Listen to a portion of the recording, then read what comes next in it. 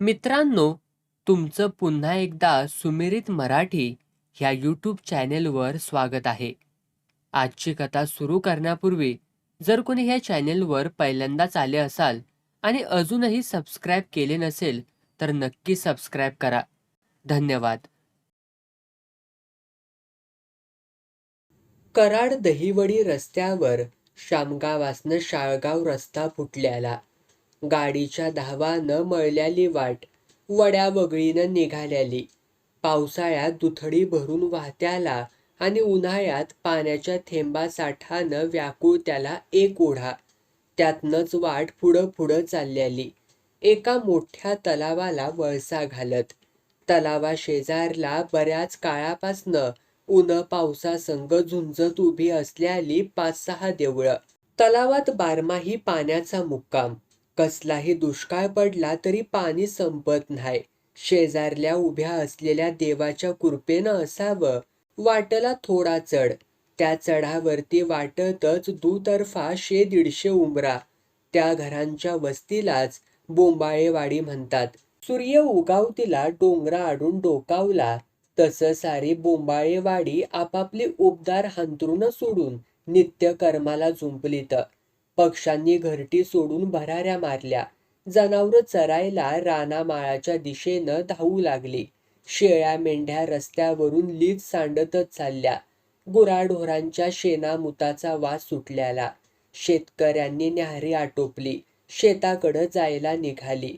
रातभर केकाटून ओरडून दमल्याली कुत्री सकाळच्या कवळ्या उन्हात गवताच्या गंजीवरती पायात तोंड खुपसून बसल्याली.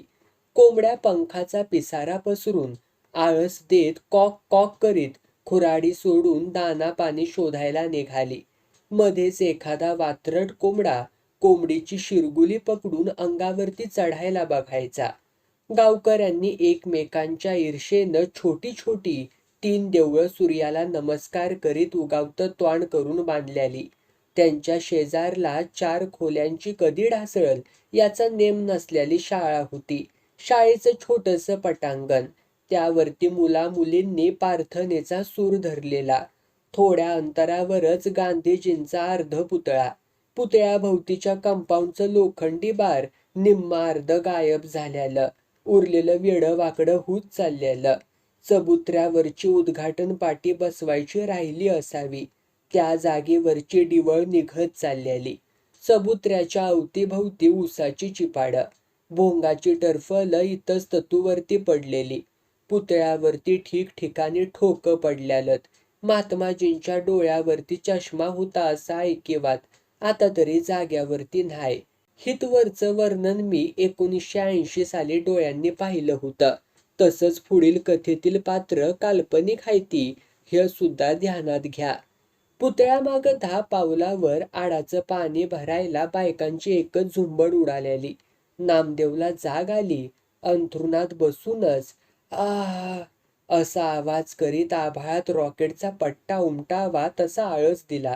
उठून उभा राहिला. तोंडाचा बोगदा पसरीत पोटावरनं दोन्ही हातांनी खाजवीत आणखी एक लांब लचक आळस सोडला. गाईच्या शेणकुटाची मसेरी वटाच्या फटीतनं बोट कुंबून दातावरती घासली. तोंडात लाळ साठली. तसा गालाचा चंबू झाला.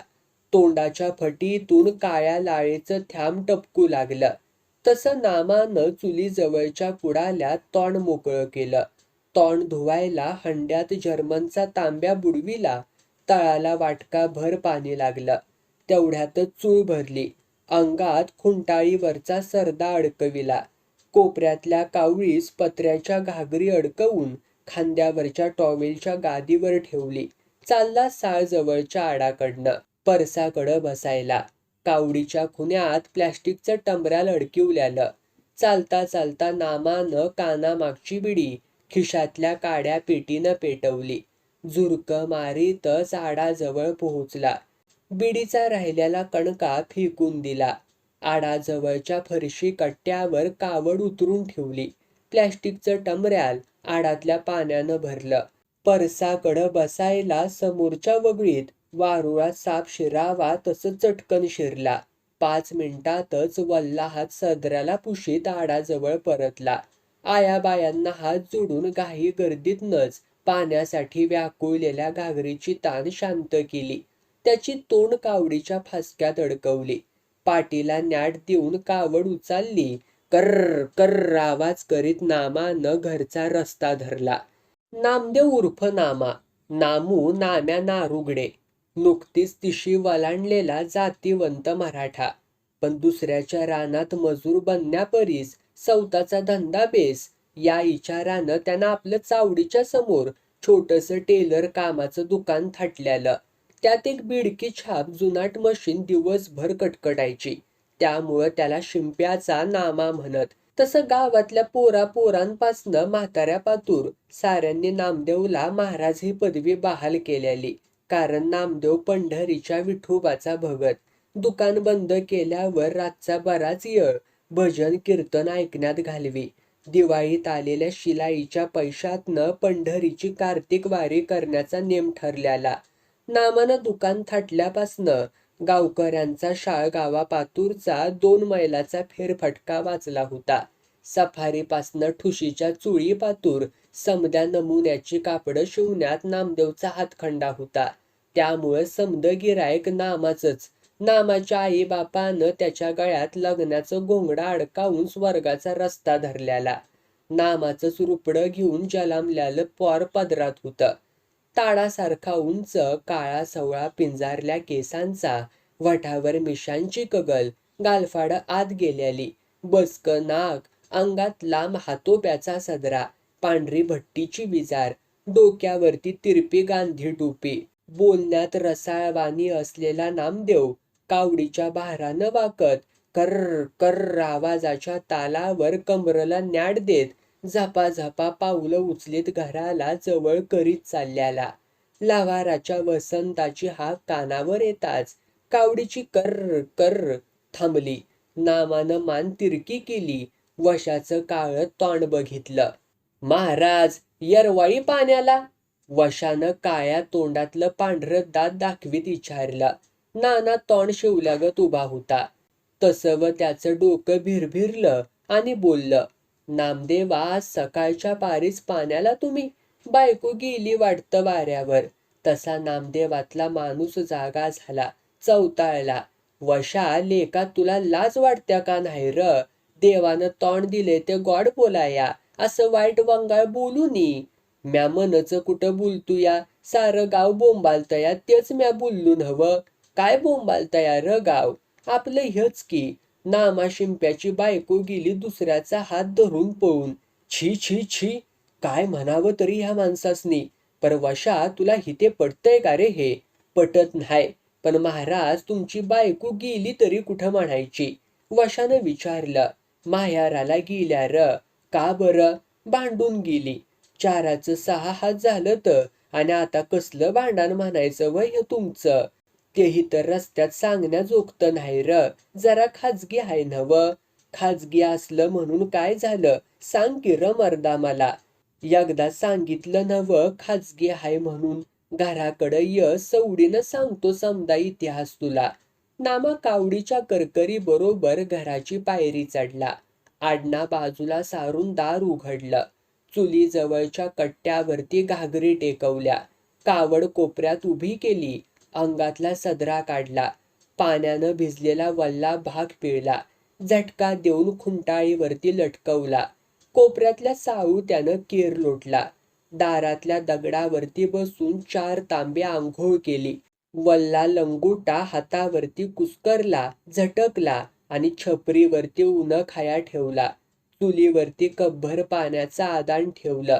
त्यात त्याची बुक्की व गाडग्यातला गुळाचा खडा टाकला.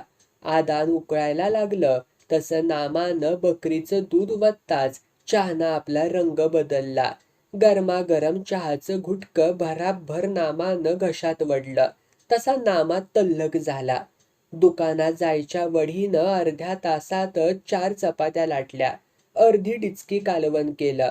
2 वांग्याची भाजी, वाडगाभर तांदळाचा भात, असं 2 टायमाचं जेवण तयार होत आलं. तेवढ्यात लव्हाराचा वशा दारातनच, महाराज हायती का घरात? असं विचारत उंबऱ्यावरनं आत ढ्यांग टाकली. ऐन जेवायच्या टायमालाच आला सुक्काळीचा, अशी नामानं मनातल्या मनात शिवी हसडली. मनात अंगार फुलल्यालं, पर वरच्या मनानं तोंडावरती हसू आणीत वशाचं स्वागत केलं. नामाचा अवतार बघताच वशानं तोंड उघडलं. महाराज, कुठवर आले जेवणाचं म्हणावं, झालं असेल तर जेवावं म्हणून तुमच्या बरोबर. असं वशानं बोलताच नामदेवनं नाक मुरडतच जर्मनच्या ताटल्या भात चपातीनं भरल्या. दोघांनी जेवायला घेतलं. वशानं हावऱ्यापणानं कालवनाचा भुरका मारला. तोंड वाकडं करीत म्हणाला, महाराज, हे काय कालवण हाय वय? ह्या परीस म्हशीचा मूत बरा, त्यो सुधी घट्ट असतो या. जेलमधल्या कैद्यासनी पण ह्याच्या परी चांगल्या चपात्या मिळत्याती व. तसा नामदेव चवताळला. जमल तसं केलंय, पाहिजेल तर खा, नाहीतर ठेव तसंच. दुसऱ्याचं खायचं आणि त्याच्यावरती उपडी पडायचं, असली तुझी जात दिसत्या. तसा वशा हिरमुसला. नामदेवानं डाव्या हातानं जेवणावरती ताव मारायला सुरुवात केली. त्याच्या उजव्या हाताच्या बोटास बायकोच्या दंडास आलेल्या पातळाची चिंधी बांधलेली. तसं वशानं आपलेपणाचं विचारलं. देवा, बोटाला आणि काय करून घेतलंसा म्हणायचं. कांदा चिरताना गेलं बोट इळीवरती. बायको नसली की ह्या असंच चालायचं व. तवा बायकोला लवकर आणायचं तेवढं बघा. जाऊ नका म्हणून लय मिनतवाऱ्या केल्या, पर ऐकत्या व्हय जात. एवढं माहेरायला जायासारखं घडलं तरी काय म्हणायचं व. तसं दुसऱ्यास सांगाय जोगतं न्हाय. तू जीवा भावाचा मैतर हायस म्हणून तुला सांगतोया. आज 15 दिवसांचं येता येता खोताच्यात 100 मिली ढुसली. घरात मटण आणल्यालं, भरपेट जेवलो आणि बायको जवळ आडवा पडलो. वाईट चढल्याली. तशात बायको जवळ म्हटल्यावर सारं अंग उफावून आलं. दोघं बी लाडाच्या भरात. त्या भरातच म्या तिच्या गालाचा चावा घेतला. दाताचं वन उठलं तर गाल बेळगावच्या टोमॅटो सारखा झाला. तिनं बॉम्ब ठोकली. म्या कुत्रं चावल्यानं पिसाळलोय आणि दुसऱ्या दिवशीच पहाटच तिनं पोराला काखला मारलं आणि थेट माहेर गाठलं. नामदेवनं सांगितल्यालं कथानक ऐकताच वशानं विचारलं, बायकोचा गाल चावायला एवढी कसली नशा चढली होती म्हणायची. तेच तर माझं मला समजना झालंय र. बरं, एकदा पतार तरी लिहून टाकी र. याकच काय 4 पतार टाकलीत, पर एकाचं बी उत्तर आलेलं नाही. हा, असा आवाज वशाच्या तोंडात न येताच नामदेवनं काय झालं विचारलं. वशानं आ वासून तोंड पसारलं. तोंडातनं रक्ताची धार लागलेली. वशा नामदेवच्या हातात तोंडातनं बाहेर काढलेला दात ठेवीत म्हणाला, तुझ्या भाताचा परिणाम गार लागली. इतक्यात शेजारच्या सखूबाईच्या कोंबडीवर आंदा पवाराच्या बोक्यानं झाप टाकली. तशी सखूबाईची कोंबडी खिडकीतनं थेट नामदेवच्या जेवणाच्या ताटलीत पडली. डोक्यात घणाचा घाव बसावा तसं नामदेवानी वशा दचाकलं. कोंबडी बघताच दोघांनी स्वतःला सावरलं. वशा आपला दात पडल्याचं विसरला. त्याला झणझणीत रस्स्याचं डोहाळं लागलं. तसा वशा विचारू लागला, आईला कुणाची कोंबडी हाय म्हणायची. शेजारच्या सखूबाईंची. नामानं स्पष्ट केलं. च्या मायला ह्याच्या शिकार चांगली चालून आल्या. 1-1.5 किलो भरल नव्ह. मांदालिया कशी. असं म्हणतच कोंबडी धरायला वशा साऱ्या सामानाची उलतापालत करून का असना वशानं कोंबडी पकडलीच. पत्र्याच्या बादली खाली डालली. बादलीवरती दगडी पाटा ठेवला. तसा नामदेव बावचळला. आपल्या रसाळ वाणीतनं गंभीर शब्द बाहेर काढीत म्हणाला, वशा, सखूबाईंची नसती बैदा कशाला डाललीस? आज सांजला जेवणाच्या पोटाला ठिगाळ लागलं म्हणायचं. तू तुझ्या पोटाला ठिगाळ लावायला निघालायस, पर सखूबाईला समजलं तर साऱ्या गावामोर माझ्या नावाची लखतर टांगून ठेवलती. नामदेव काळजीनं म्हणाला, त्याची काय बी काळजी करू नगस, ते समद माझ्यावर सोड. वशा हमी देत म्हणाला. सांचा पेट ठरल्या परमानं चालला. नामदेवनं जेवणाचं आटोपतं घेतलं. वशानं आपल्या परीनं पडतील ती कामं केली. खोताच्यातनं मोसंब्याचा शिसा आणल्याला जेवणाचा आटपस्तोर थोडी थोडी रिचवत आणल्याली. नामदेवाने सुगरणीसारख्या हातावरच्या भाकरी थापल्या. सखूबाईची कोंबडी भांड्यात रटरटली. धोंड्याला पाणी वतून आदान करावं तसला कोंबडीचा रस्सा वशानं आवडीनं वाटीवर वाटी करत भुरकला. हातावरती थापल्यालं व तव्यावर डागल्यालं पिठाचं गोळं भाकरीच्या चवीनं दोघांनी पोटभर खाल्लं व एकमेकांच्या तांगडीत तांगडं खुपसून घोरू लागलीत. सकाळी सखूबाईच्या आवाजानं जाग आली. सखूबाईनं शिव्यांची ववी गायला सुरू केलेली तशी दोघांची झोप उडाली. नामदेवच्या परसात कोंबडीची पखं वाऱ्याबरोबर रंग उधळू लागलेली तसं सखूबाईच्या काळजाचं पाणी पाणी होत चाललेलं. हाताची बोटं काड काड मोडू लागली. 8-10 टक्कुरी जमा झाली. डोळ्यात भुताच्या दिवट्या पेटल्यावानी नाम्या वशा गडबडलत. नामदेवचं अंग घामानं डबडबलं. अंगातली कापडं पावसात भिजल्यावानी सकाळच्या पारी चिंब झाली. बोटभर फाटलं की हातभर करणारी लय असते ती, असा विचार समोरची टक्कुरी बघताच नामदेवच्या मनात आला. तसं त्यानं सखूबाईला 100 रुपया देऊन भागवलं. ह्या गडबडीत वशानं जीव मुठीत धरून पळ काढल्याला. तसं नामदेवचं ओठ हल्लं. भडवा कुठं पळाला वाटतं. वैशाखातल्या दुपारचं रखरखत ऊन. वातावरण तापल्यालं. माणसं कोंबडीच्या अंड्यावानी उकडून निघत होती. सारा गाव हातातली कामं सोडून जनावरासारखी घरात सावलीला निवांत पडल्याला. म्हसरं रवंत करीत डोळ्याची उघडझाप आणि शेपटीनं माशा मारीत छपरीत विसाव्याला बसल्याली. कुत्री छपरी व झाडाच्या सावलीत हातभर लांब जीभ काढून लहा लहा करीत लाळ गाळीत बसलेली. समधीकडं स्मशान शांतता पसरली होती. फकस्त नामदेव शिंप्याच्या दुकानात नामदेवच्या पायाचं तळवं वरखाली होत होतं. चकार गरगरत होतं. मशीनची कटकट चालू होती. गावातील चांडाळ चौकडीच्या गप्पांना नामदेवच्या दुकानात ऊत आलेला. नामदेवचं दुकान म्हणजे चांडाळ चौकडीचा अड्डा बनल्याला. त्यानंच काय तो शांततेचा भंग होत होता. चांडाळ चौकडीत यशवंता भोसल्याचा लहू, तुका देवार्डेकर, रामा खरात, साळुंख्याचा मारुत्या, टकलू भीमा, नकटा रघ्या समधी हजर होती. फकस्त केरबा गुरव शाळगावला गेल्यानं आला नव्हता. रमा लहू सोडला तर साऱ्यासनी श्रीमंतांनी काढल्याली. त्यामुळं साल्यांचं चैनीचं जीवन. 4 टाइम खाना, आराम से सोना. कशाची काळजी का घोर नाही.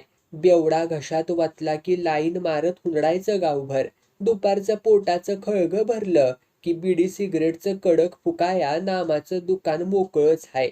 लव्हाराच्या वशानं 4 दिवस झालं नामदेवाच्या समोरनं आपलं काळं तोंड लपिवल्यालं आला नव्हता. तशी टकलू भीमाच्या डोक्यात पाल चुकचुकल्यानं भीम्यानं नामदेवास विचारलं, महाराज 3-4 दिस झालं बेन वशा इकडं का म्हणून फिरकल्याला नाही व? साल्यानं मांदल्याली कोंबडी खाल्ल्या, झोपला असल कुंभकर्णावानी. नामदेवनं सांगितलं. कोंबडी? ती आणि कवा व? कुणाची? रामा खरातानं विचारता साऱ्यांची तोंड आवासून उघडी राहिली. सगळी नामदेवकडं टकामका बघायला लागली. तसं नामदेव स्पष्ट करीत बोलायला लागला. आमच्या वरतीकडची सखूबाई, तिची कोंबडी धरली वशानं. केला झणझणीत रस्सा, त्यात पाणी, तिखट, मीठ, वरती मोसंब्याचा शिसा माझ्या पदरचा. वशा काय ऐत खाऊच आहे की. खाल्लं खाल्लंनी पळाला आई निजव्या आणि म्या घावलू सखूबाईच्या दानीला झक मारत. 100 रुपया दिल्या सालीला. वशा झाला नामा निराळाच. म्हणजे सोन्याच्या भावात कोंबडी खाल्ली म्हणा की. तुक्यानं नाग भेदरत विचारलं. तर काय र? वशानं कोंबडी बराबर मला पण चांगलंच काम लावलं. नामदेव बोलला व मनातून म्हणाला, समधी सारखीच, कुणाला नावजावं आणि कुणाला ठेवावं. या चांडाळ चौकडीला नामदेव पार वैतागून गेला होता. नुसता दंगा. विड्या सिगरेटच्या धुराचं लोट कौलातनं वर जाताना दिसायचं. फुंकून राहिलेलं थोटकं राग काढायला हाय नामदेव बिचारा. दिवाळीच्या टायमाला सरपंचाच्या पोरगीच्या परकरावरती ठिणगी टाकली तुक्यानं. 4 बोटं नायलॉनचं कापाड जळलं. झक मारत नामदेवानं तालुक्यासनं तसल्याच रंगाचं नायलॉनचं कापाड पदरच्या कनवटीचं पैसं मोजून आणलं. तुक्या बेनं देणार वय पैसं. समदे एकापेक्षा एक नग. काय बी बोललं. पायतान हाणलं, हाकलून लावलं तरी लाजा हायत्या व्हय हरामखोरासनी. निर्लज्ज कुठले. परत येत्यातीच दात दाखवीत वर तोंड करून. समद्या अजगराची जमात भवतीनं हाय. झाडाखालीच खाणार आणि पुन्हा झाडालाच इटुळं घालणार. नामदेव या साऱ्यानं वैतागला होता. समोरनं वशा लवार लाजत लाजत खाली मान घालून येत्याला दिसताच सारी जण तोंड शिवल्यागत गप्प झाली. वशाचं पाय दुकानाच्या पायरीला लागलं तसं यशवंतानं स्वागत केलं. या या या रावसाहेब, लय दिसानं येणं केलंसा म्हणायचं. वशा अबदीनं झालेलं स्वागत पाहून पुरता लाजला व तसा थोडाफार गोंधळला. त्यातच त्यानं मान वर केली व आत यायला लागला. तसं त्याचं डोकं चौकटीवरती ठणदिशी बडवलं. वशा लचकन कमरत वाकला. डोसकं धरलं. खोक पडल्याली. रगात वाहायला लागलं. लहू चटकन उठला व वशाला धरला. सारी जण बावचाळली. डोसक्याला कापडाची पट्टी बांधली व याला कापड कापायच्या मोठ्या पाटावरती आरामात बसवलं. तसा नकटा रघ्या बोलला. वशा, कोंबडीची नशा अजून उतारलेली दिसना झाल्या. त्यावर मारत्या साळुंख्यानं रघ्याला दटावलं व नामदेवाकडं तोंड करीत बोलला. महाराज, आता चहा तरी मागवा. काय म्हणून? नामदेवचा प्रतिप्रश्न. चहा पेल्यावर वशाला आराम वाटेल जरा. मारुत्यानं स्पष्ट केलं. तसा नामदेव चिडला व बोलायला लागला. आराम? बसू दे बोंबलत भडव्याला. आधी त्यानं चांगलंच कापलंया मला. त्यात तुम्ही भर घाला त्याची. तुमच्या दुकानाला आलाया कनायला? टकलू भीम्यानं डोकं खाजवीत विचारलं. नामदेव भिरमिटला. ज्याला खाज असल त्याचं त्यानं बघून घ्यावं, मला नाही गरज. नामदेव तापल्याला बघताच रामाखरात वशाला बोलला. वशा, तूच सांग सगळ्यासनी चहा. लहू भोसले रामाच्या म्हणण्यास दुजोरा देत म्हणाला. वय वय, वशानं चहा पाजायला पाहिजे. चांगली सोन्याच्या भावाची कोंबडी खाल्ल्या नव्ह त्यानं. चहा दिला म्हणून काय उपकार करत नाही आपणावर. त्यावर तुका म्हणाला. ते बी अक्षी खरंय. महाराजासनी तरी किती त्रास द्यायचा. जा रे रघ्या, गुलब्याच्या हाटीलात अर्धा कप कडक चहा करायला सांगून ये.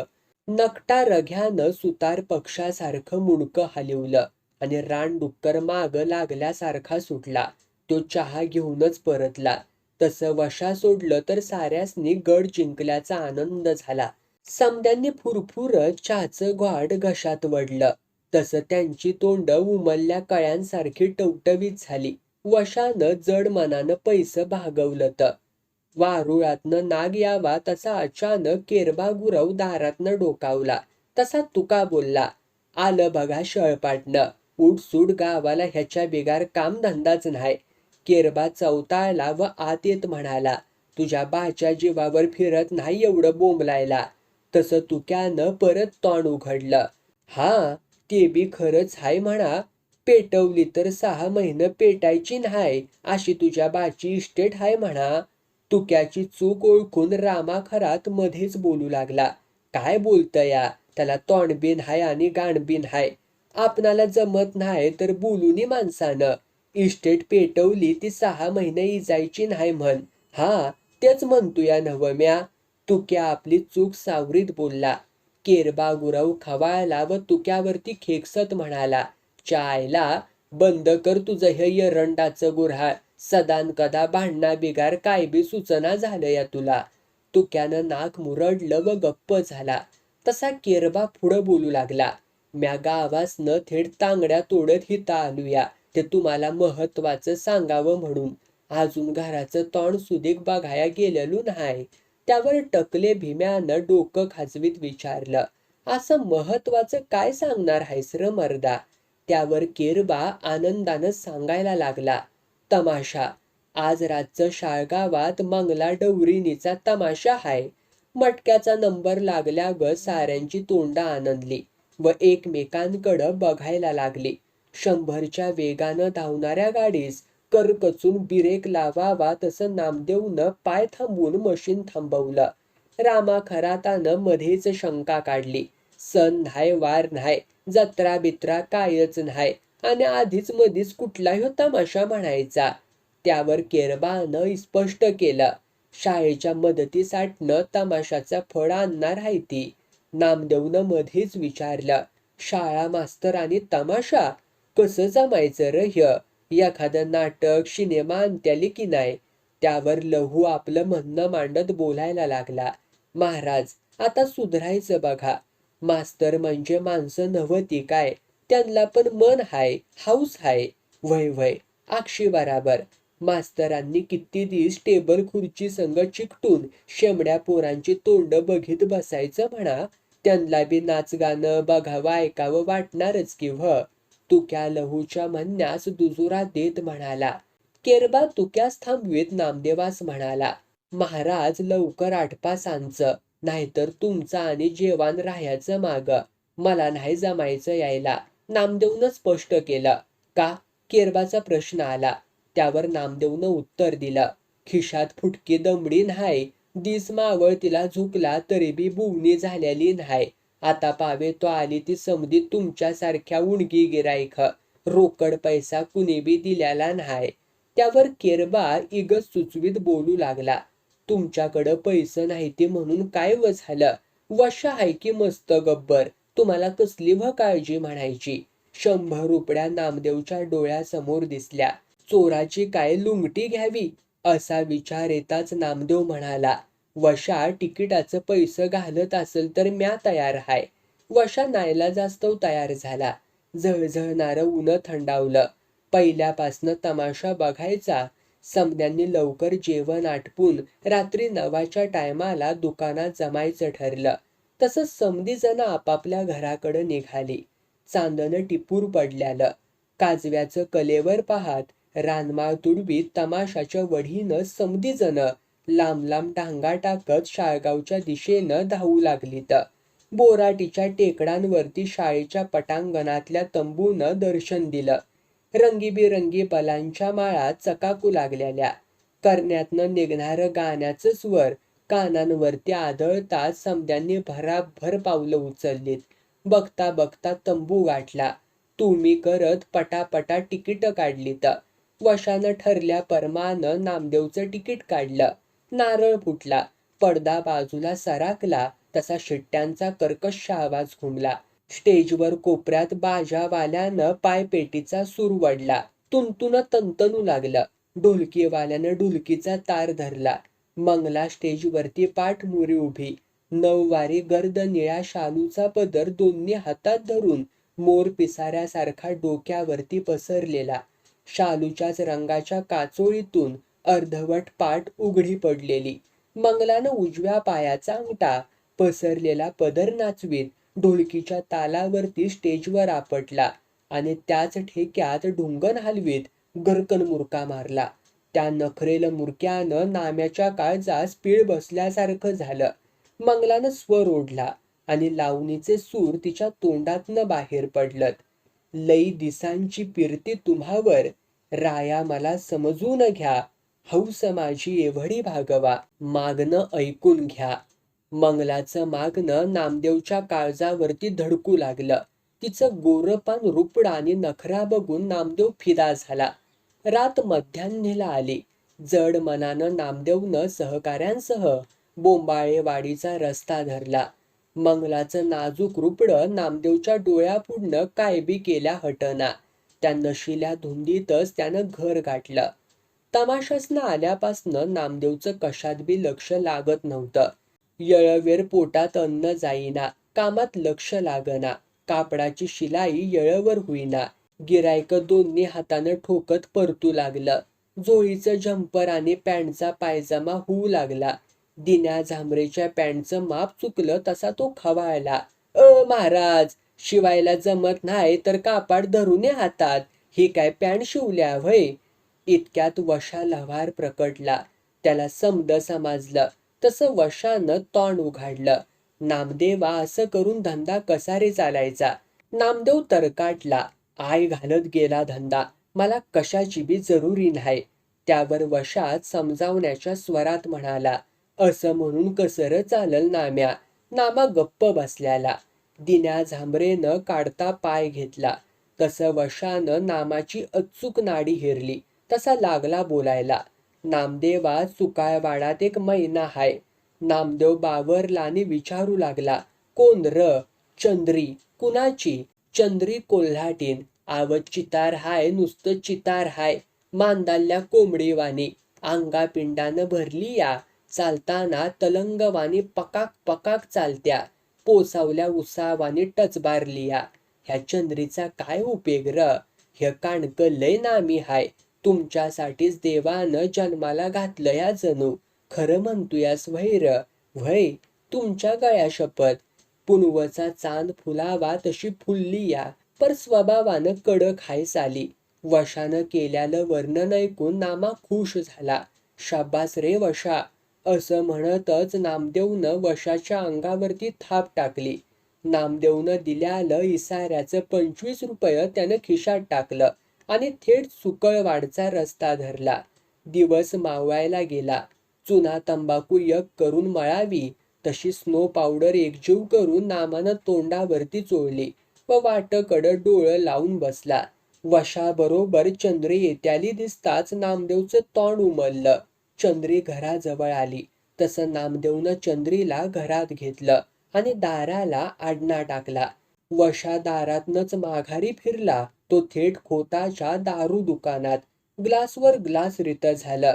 हे हे हे हे हे.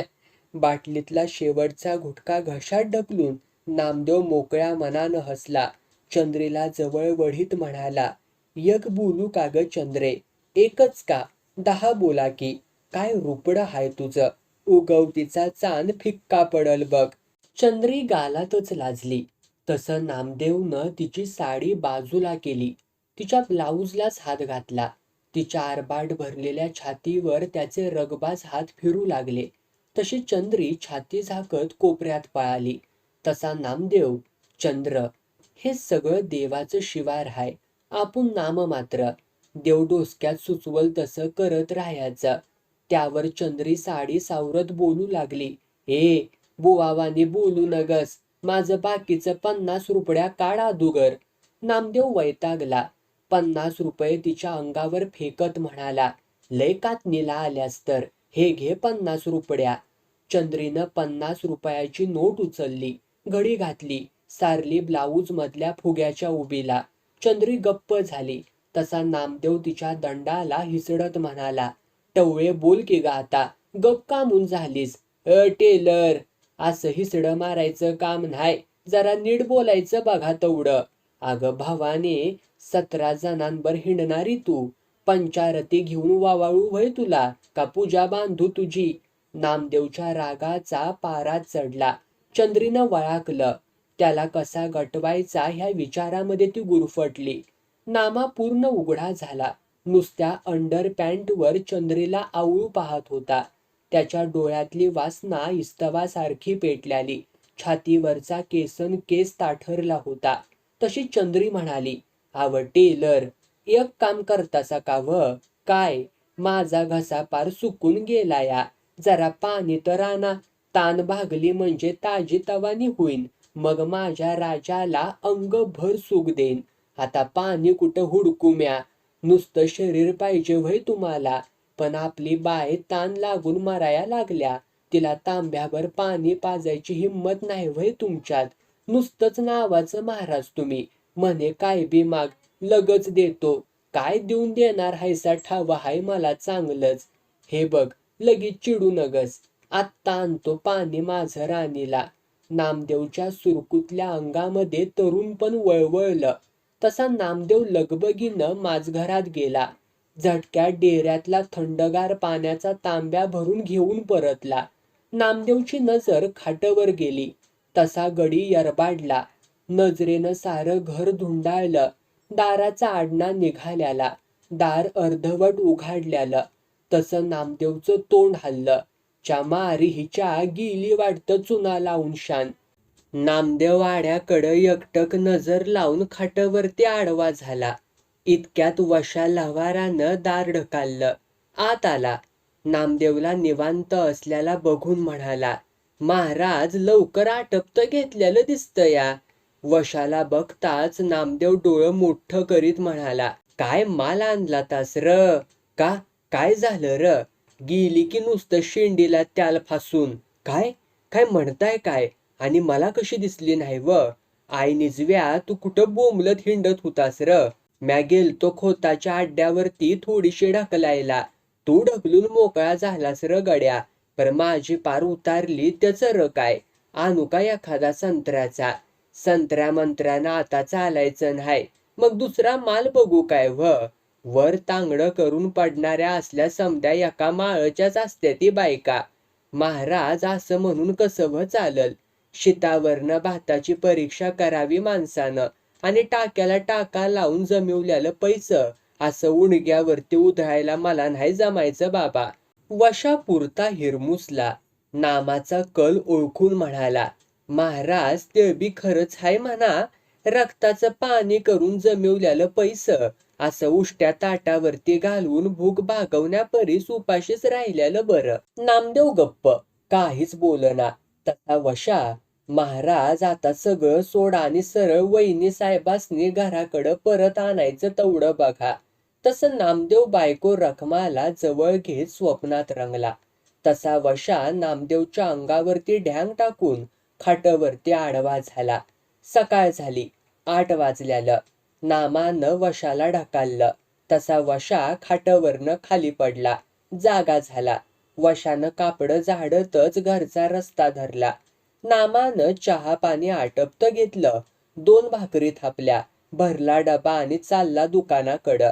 दुकानाची फळकाटं उघडली तर 11 वाजलं तर. तसं टायमाची एसटी धुरळा उडवीत आली. चावडी शेजारला स्टँडवरती थांबली. 8-10 माणसं उतारली तर. तशी एसटी गेली पुढं शाळगावला. उतारूमध्ये नामदेवची बायको व सासरा पण होता. नामदेवचा माघारी चाललेल्या कारस्थानांचा नामदेवची बायको रखमा सुगावा लागला. तसं पोराला काखला मारलं. बापाला मुराळी केला आणि आली सरळ बोंबळवाडीमध्ये. नामदेवच्या दुकानामध्ये दत्त म्हणून हजर. बायको आणि सासऱ्याला समोर बघताच नामदेवचं ततपप झालं. रखमानं कडक लक्ष्मीचं रूपच धारण केलं. लागली विचारायला, हा काय काय चाललंय काय व ह्य? हा कुठं काय ग? रखमानं जोर धरला. तसा नामदेव बोलायला लागला, चाललंय काय तरी चाललंयच नक्की. काय चाललंय ग? माझ्या पोटाचं हाल. पोटाचं हाल? त्या आणि कवापासनं व? चांगलं मांदाल्याल्या कोंबडीचा झणझणीत रस्सा करून खातायचा आणि म्हण पोटाचा हाल चालल्या ती तुमच्या. हा उग नाही ते बोलू नगस. हिथं येळवरती भाकरी खायला मिळना झाल्या आणि म्या कोंबडी खातूया वय ग? पंढरीच्या विठुरायाची शपथ घ्या आणि खरं बोला. सखू मावशीची कोंबडी कुणी कापली? नामदेव बिथरला. त्यानं रखमाचा रोग वळिकला. तसा आवाज वाढवीत म्हणाला, हिथं शिलाईतनं डोकं वर काढाया सवड नाही. म्या आणि कवा ग कापू कोंबडी? कापली वशाला वारानच. रखमा पण त्याच्यावरती. तिनंही आवाज चढवला, आवाज वाढवला. कापणार त्या आणि खाणार तुम्ही? उगा दुसऱ्यावरती ढकलून रिकाम. बघावं तवा तुम्ही थाटलीत उकाडलेल्या अंड्याने दारूचा शिसा घेऊन मशनीवरती बसणार. आशानं शिलाईतनं डोकं कसं वरील हो तुमचं? तुला आणि कुणी सांगितलं ग ह्य? म्या दुकानात दारू पीत बसतोया म्हणून? कोण सांगायला कशाला पाहिजे? तुम्ही पिऊन गावभर नाचणार. समजायला येळ लागना झाला या.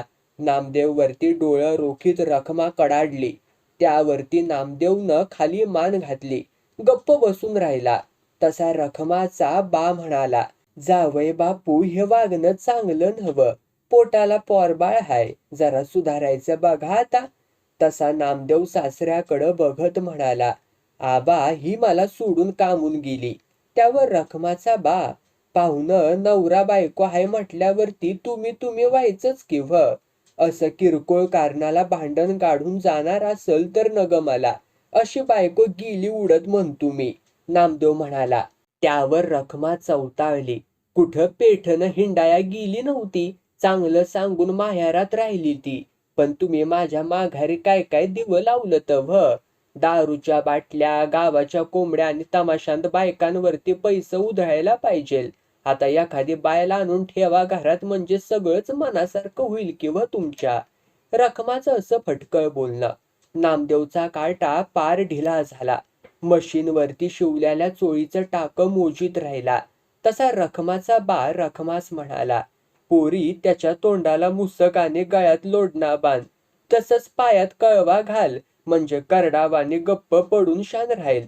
तशी रखमा पदरानं डोळं पुशीत म्हणाली, आबा तुम्ही म्हणतायसा तेच खरं हाय. माझंच मिलीचं चुकलं. ह्यांना एकट्याला सोडून जायलाच नगं होतं. ह्या पुढं मी कधी बी सोडून जाणार नाही. तसं नामदेवनं रखमाच्या नजरेस नजर भिडवली. एकमेकांविषयी वाटणारं प्रेम नजरेत वळिकलं. त्यालाही गहिवरून आलं. नामदेवनं रखमाच्या काखतलं पोरगं जवळ घेतलं.